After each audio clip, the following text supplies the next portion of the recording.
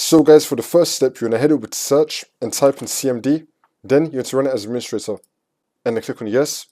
And then once you run this, you're going to type in sfc /scan now. And then click on enter. Then you want to run the scan.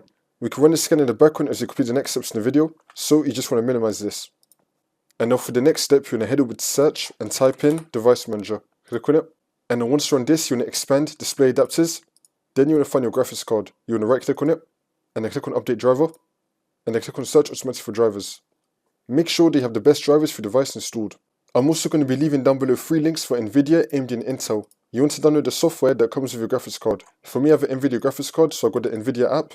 And then once you run our software, you're going to click on the driver tab.